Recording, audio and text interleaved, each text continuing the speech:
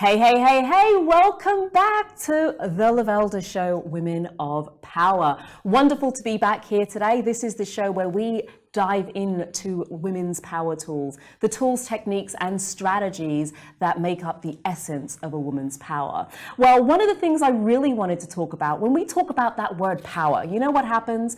We start to think we've got to have our stuff together all the time, that there's no room for being teary-eyed and whining or being in our feelings about things, but that power is this thing that women, we hold on to and we go out there and show people what the world's all made about. And actually, I find that often people have a little bit of difficulty with the word power. So I'm very excited to have my guest here today, who's author of the book Knocked for Six, From Helpless to Hopeful. Welcome today, my guest, Ore Ogungbayi. Thank you for having me here. I'm really, really excited to be with you, Lovelda. It's wonderful to have you here. So you have an incredibly fascinating story. I mean, we say that everybody has their story. We all have things we've been through. Some have been through more, some have been through a little bit less, and we handle them in very different ways. But you did have a few challenges through life. I mean, let's just say it was a little bit more than a few bumps in the road, shall we say? Well said. I don't even know where to start. If you were to give us the highlight reel, just if we were to say, just a quick, let's just say we were doing the abridged version, where we're just going to tell you what the little chapters were. Okay. What did that look like? So about 2 hours then? We've got maybe about 2 minutes. Okay.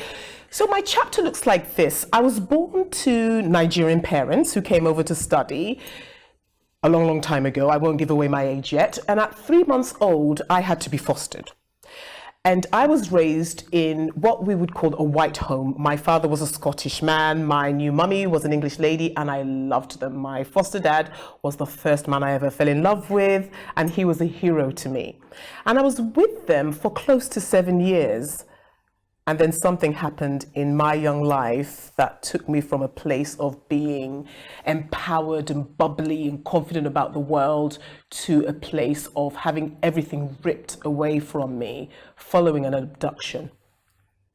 My goodness. Yeah. So that doesn't half change a person or leave a little imprint, does it? Well, gosh, where do I start? I mean, I was taken from everything that I knew. I was taken from my home in Maidstone. I was taken from my little puppy. I was taken from a father that I loved. I was taken from my school. And I was taken from my boyfriend, because when I was 6 years old, I got myself a man. Oh, of course you did. You know, yes. Moving up in the world. I believe in upgrading. So I did. I had everything else that I wanted, so why not? But that wasn't the only bump, was it? No, it wasn't. It wasn't. I've had a few in my life. This particular bump was probably the one that had the most impact because I was displaced and I found myself in a vulnerable position at a very young age. Yeah. But yes, I've had a few others. My father died when I was 11 years old, leaving my mother and 3 brothers in a state, not his fault, but we ended up living in poverty. And then I was told after I was married that I could never have any children. So that was another huge knock. And then 4 years ago, my husband passed away. So it's been a bit of a journey. And I guess one way that we can describe it, or that many would describe that, is to say, my gosh, Ore, aren't you strong? Well, I wouldn't say that. I'm just tired. I'm just tired. That's where I'm at. And I'm at a place now in my life where I think, well, I've had a few bumps. I need to start living my best life now. Yeah. I can't wallow in the past. I can't focus on what I no longer have. I need to look to the future and think, all right, based on what's happened, what can I take from that and move forward and enjoy life? Because I don't take things for granted anymore. Yeah. But what kind of impact does that leave? I mean, it's a lot of movement of having things here and then them not being there anymore. How does one navigate that and still be able to connect with people, right? Well, none of these things were planned. Yeah. I was not warned they were going to happen. So there wasn't a blueprint in place, so to speak. Yeah. And I guess as one knock hit, I took the punch and just got up again and thought, okay, because I wasn't anticipating any more. Yeah, you kind of got through that. Yeah, so I gave it my best fight at that particular point in time. But I must say my initial knock, I did not fight it.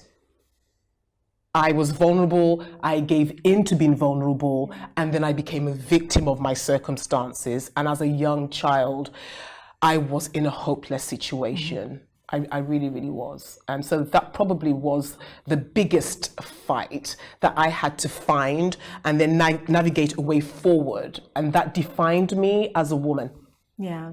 And I know you work a lot with children. Is that because of your story in terms of dealing with that, being able to teach children at a young age? Because I think nowadays, particularly with social media, when we don't necessarily know what was going on in the way that we used to, back in the day, you could see it in front of you, but now everything could look fine, but there's some online conversation or something happening in social media that has an impact, not like an abduction, but can be having an impact on young people. Is that why you got into working so deeply with younger children? I didn't get into it because of the abduction.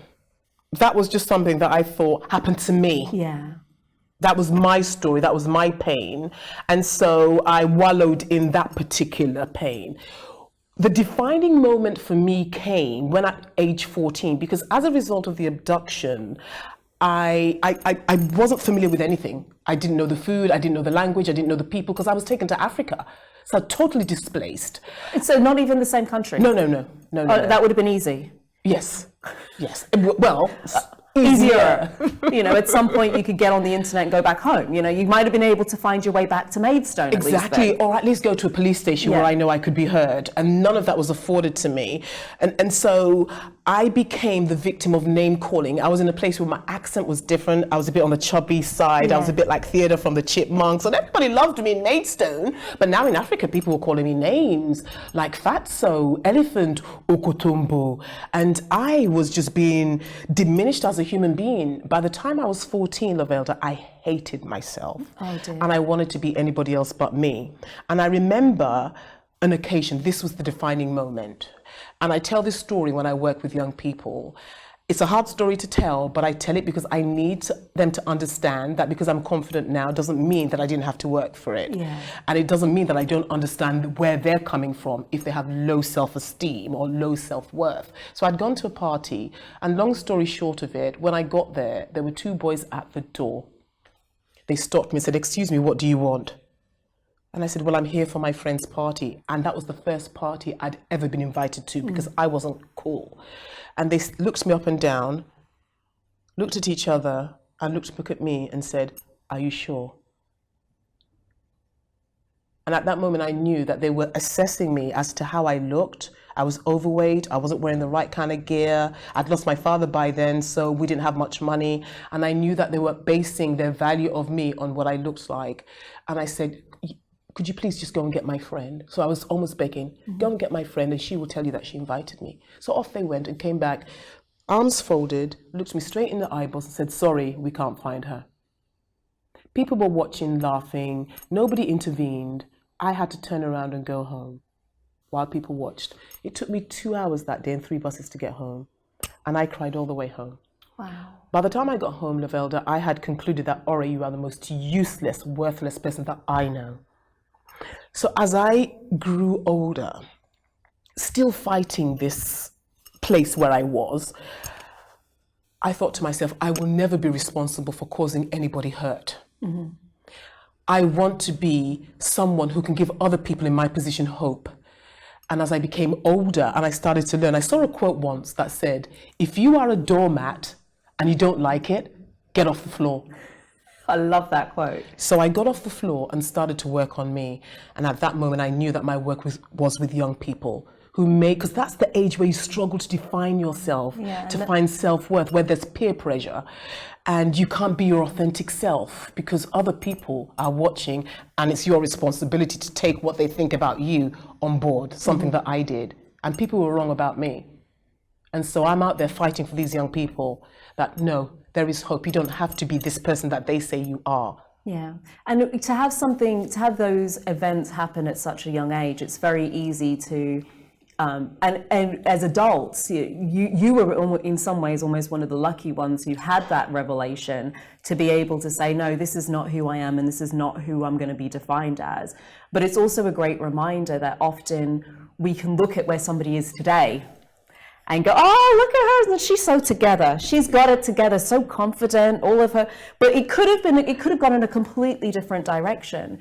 One of the things that really comes to me is often we can say, well, that's because she's super strong. And the thing that defines Ore, what it means is I need to not listen to anybody, not say what I'm feeling, not have any moments of weakness or vulnerability. I just need to be really strong. Is that what got you through? Is that where we need to be as women, to just be that pillar of strength all the time? No. Oh, okay. We need to give other people the opportunity to serve us and feel that they have contributed and be strong. I couldn't have made it on this journey without other people contributing. Initially, I didn't recognize it as such. You know, a couple of people trying to remind me of my sense of self-worth and that type of thing, contribution to me. But as I've become older, I've realized, especially after losing my husband, that people don't buy what you know or what you can do. They buy who you are, and they want to connect with other human beings. People like you to ask them for help. You know, people like to think that they are the ones who are in a better position. And vulnerability, when used well, is a strength. It's gotten me through so much, being able to cry, being able to be honest with people, to say this is where I am, and then allowing them to contribute to me so that I can get through this particular point in my life when I can then stand alone again and continue on this journey. So I don't have any secrets. I tell people how it is and how I'm feeling, and as a result of it, people tell me what's going on. Young people love me for being open with them and being honest. And so they're very, very comfortable with me because they know I'll keep it real. If I'm paying them a compliment and I'm saying you are doing well, they believe that I mean it. Yeah. Because I wouldn't say it otherwise. And how did you get to that space of being able to be so open and vulnerable, especially after some of the events in your childhood? Because it would be very easy, especially being abducted, to see vulnerability as something you don't do.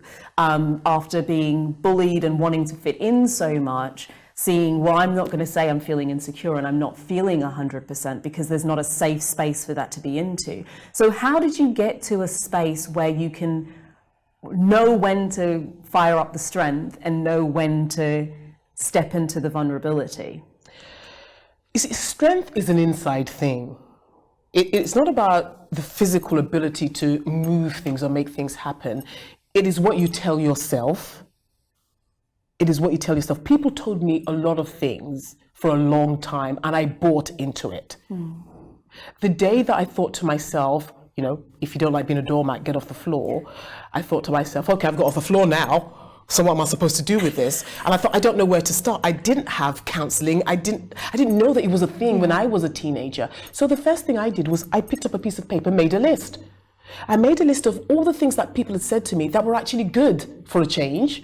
And then I wrote down the things that I thought I was good at and some of the skills that I had and my qualities as a person, and I made a list. Then I made a list of things that I didn't like. Number one was being fat, because that's what people called me, fat. So when I thought I was defined by that back then, I was wrong, of course, I get that now. And I wrote down my list of things I didn't like about myself, and there were 3. And I looked at the piece of paper and I thought, all right, you look good on paper, man. You look really good on paper. Why are you allowing these people to diss you?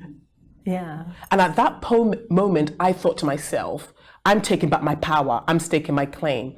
And I realized that to be a powerful woman, 1, you needed to accept yourself for who you were.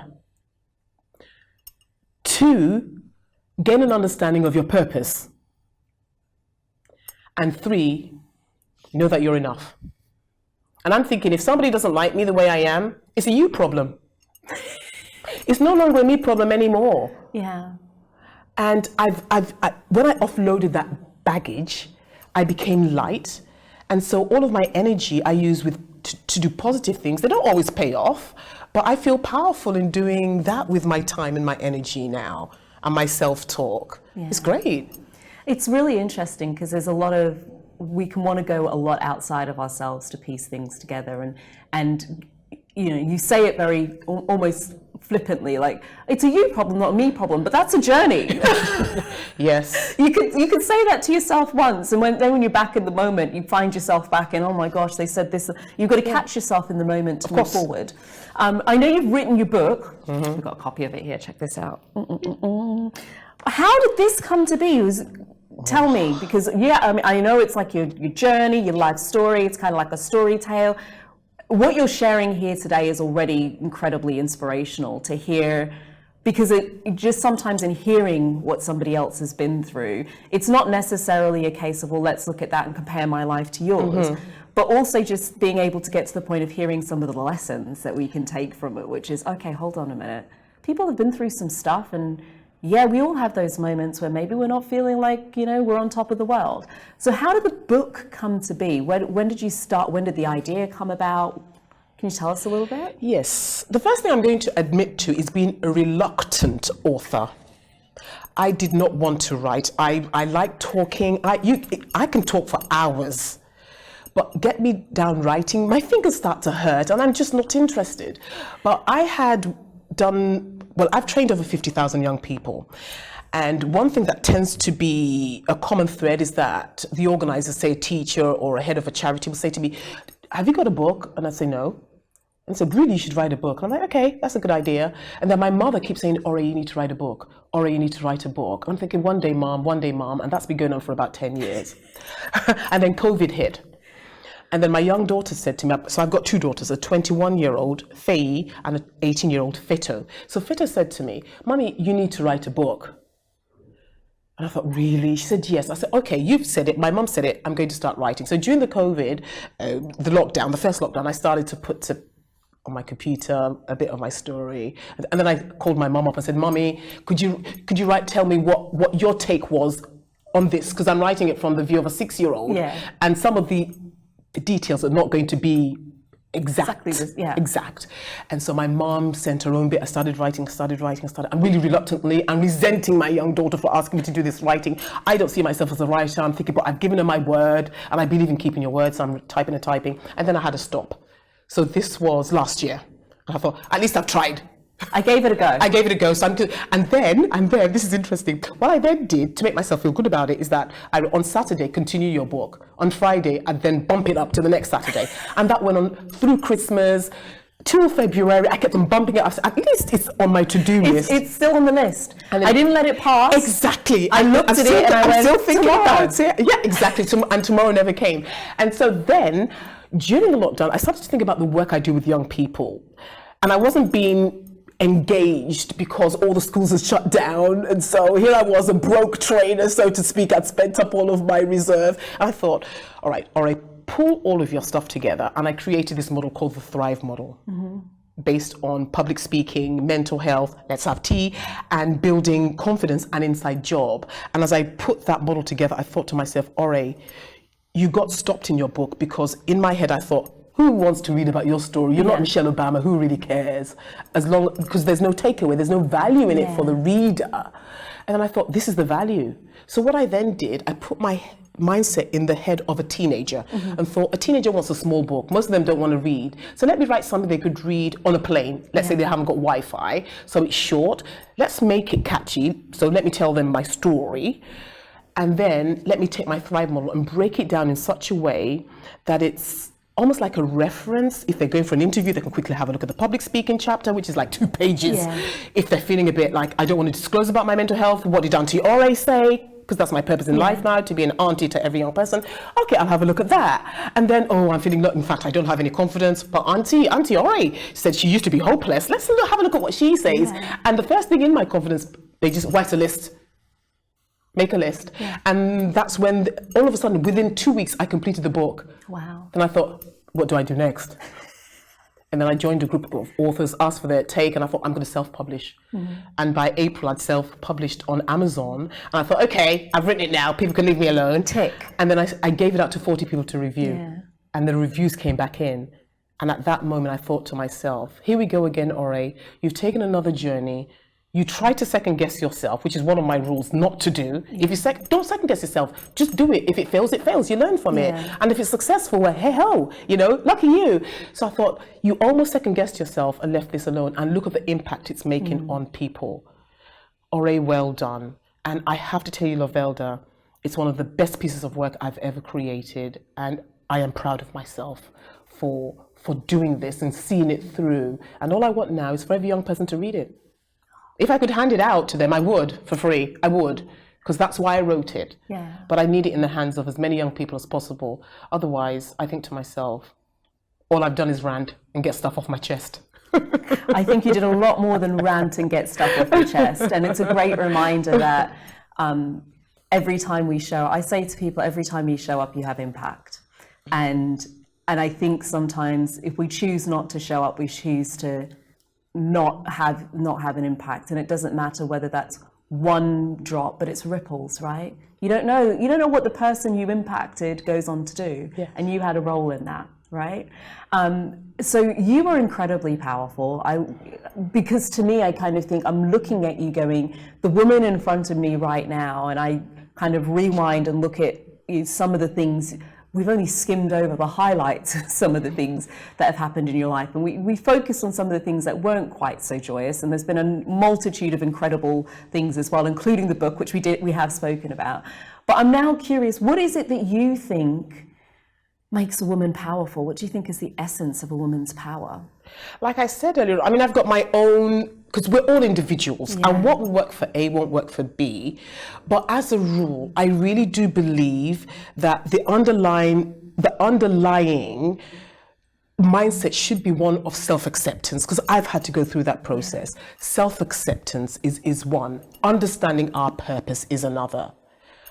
And then knowing that that is enough, we are enough. We're not living our lives for anyone else. So that's sort of like the foundation. But in terms of what I use for me and in my world, is the first thing is for me to be my authentic self. Otherwise that underlying thing is pointless. You say that, but sometimes that in itself can be quite difficult, because there's moments where you think, let me just bend myself, let me just bend around this person. I've tried that and I've realized that I can't please everybody, so why bother then?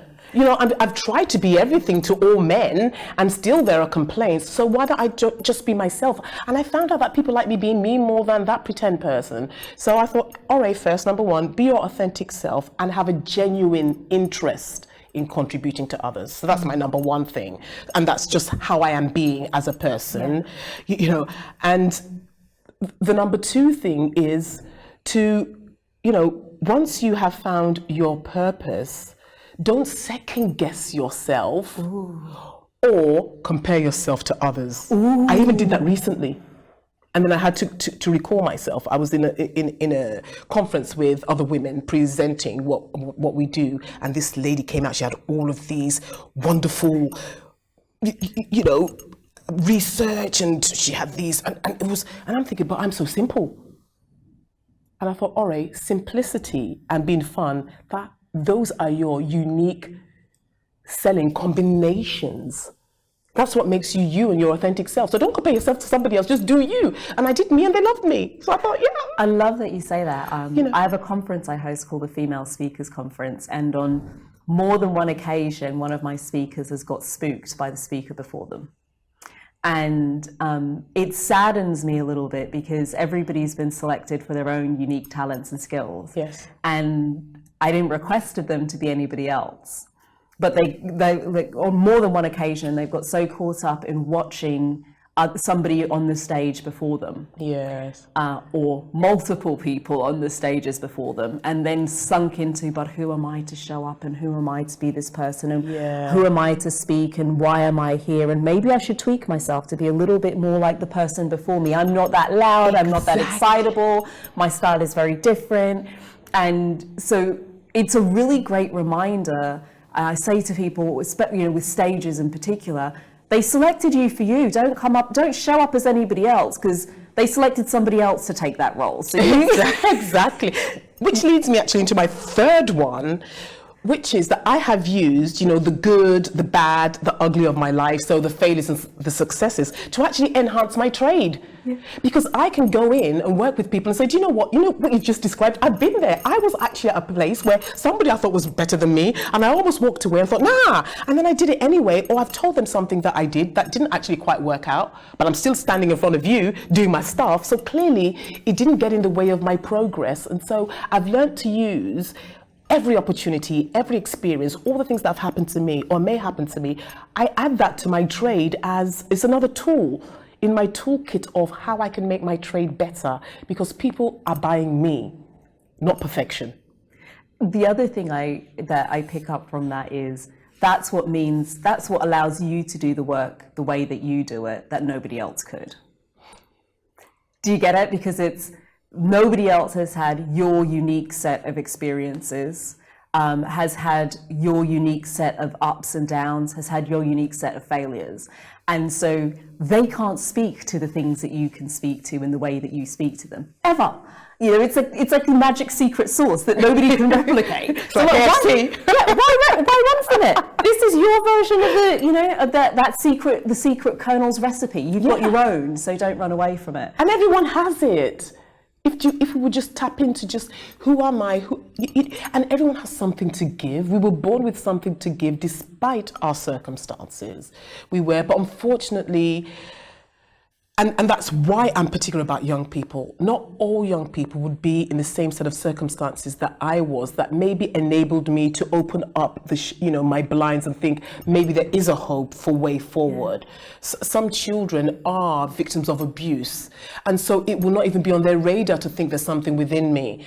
But my having access to numbers and numbers of young people, I speak into their listening, and I do not know who hears me, who may have never heard any of these things before. Yeah. And at that moment, there's just that glimmer of hope that might just help them get off that floor.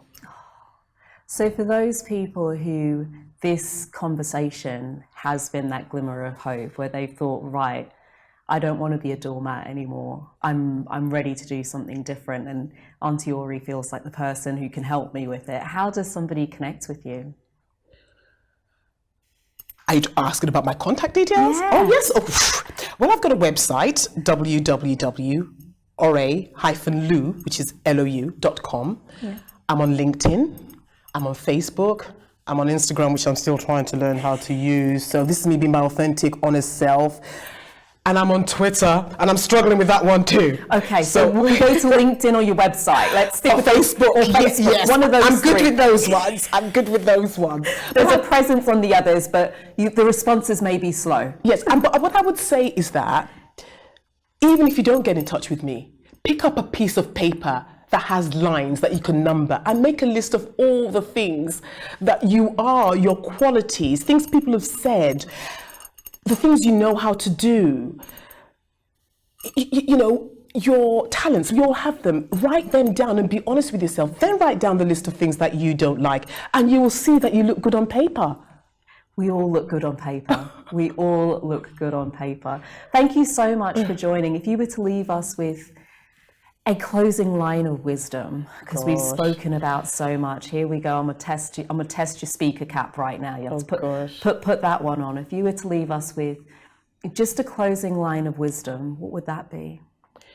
It would be simple. You are enough. I do believe in upskilling, so we can enhance who we are, but who we are is enough, and that's where we get our power from. That's the point where we start to get power. We've taken charge now.